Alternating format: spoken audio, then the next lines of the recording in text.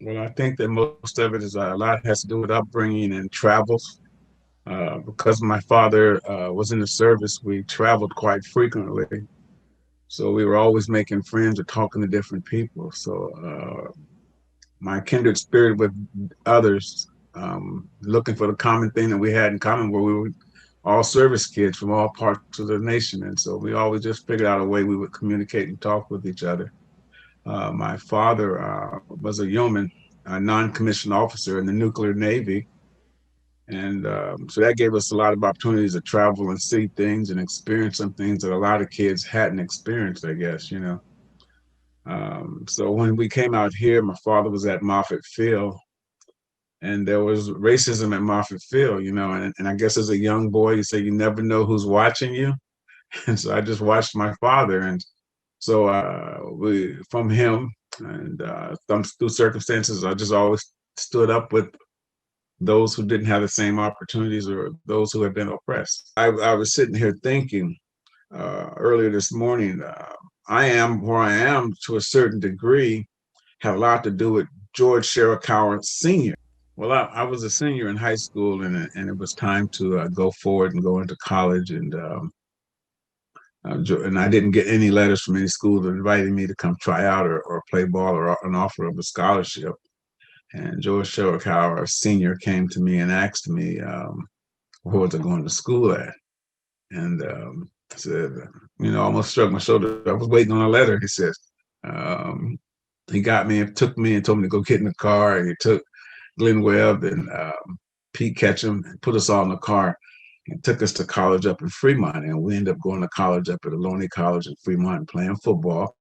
And we won the Northern California Small College Championship that year. So, and George didn't do it because I was a black kid or not. George did it because he was pushing up kids and encouraged all of us to get to school and to further our educations. And he looked after me like I was his own. And when our communities become more like that, that counselors aren't caught up and we're trying to counsel this certain kid or pigeonhole them, even at my current job, it sometimes can be frustrating when they see me as the black counselor, try to come help a black kid.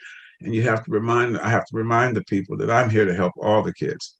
Any kid that's in trouble that needs help, I'm here for them. And so we have to have that type of attitude as a community. There's a homeless group that I work with, really, as Sean, and she just keeps me motivated to go out and help the homeless and least fortunate. Because again, I just think that my calling has always been given to me, and that is to help those who need to have a stronger voice and in places where their voices aren't being heard. So if I see an issue where I feel a coworker, a family, a friend is not being treated fairly or equally or mistreated, I'll generally step in if they let me.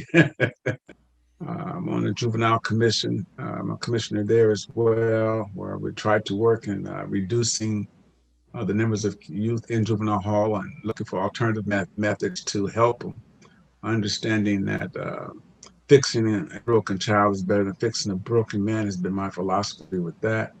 I work at Eastside Union High School District, where I work at what we have come to label them as ELKs, extra love kids. And these are the kids we believe with a little extra attention that they can be successful.